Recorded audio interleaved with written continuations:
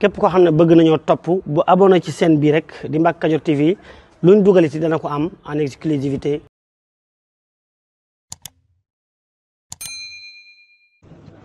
Papa si nii tëdd tey bu ëllëgee keneen na fiy tëdd yàlla bu mu gaaw waaye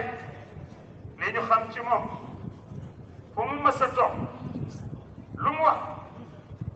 xool yépp de ndax ñépp ay ree nit nag bu reetaane meratul tiitatul jaaxleetul moom bokkoon na ci ñi koy def fa tabaarakallah magam yi ko jiitu yi noonu la ñu meloon doore ko ci Serigne Mansour Serigne Moustapha Sy Serigne Cheikh Ahmed Tijani Serigne Abdoul Habib ñoom ñëpp noonu la ñu meloon ku toog ak ñoom yombul waaye ku toog ak ñoom doo bëgg a def loolu mooy seen jikko loolu mooy mbaax nit teraanga ak ku ko yëg la bëgg ñoom teraanga la ñu amoon ak yëg nit ñi xam ni yàlla bëgg na ku ko yëgal nit ñi ndax dañu wax ni alxalqu kulluhum iyaalullah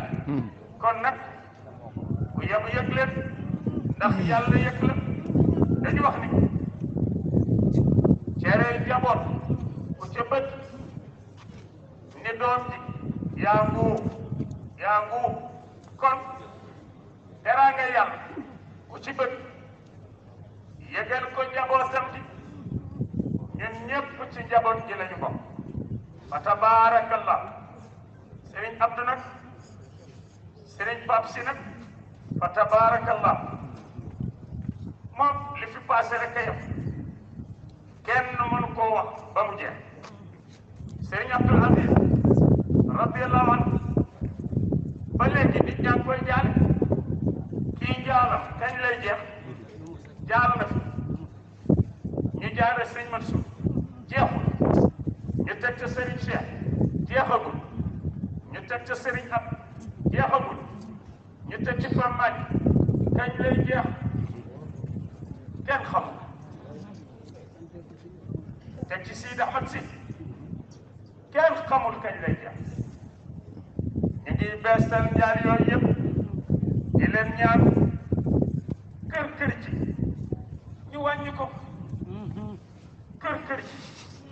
ñu wàññi ko kiiroo ak jëkkante ak waxante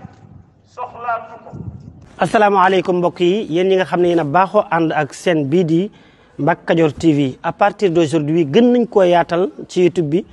képp koo xam ne bëgg nañoo topp bu abonné ci chaîne bii rek di Mbacke Kadior TV luñ dugal ci dana ko am en exclusivité jërë ngeen jëf.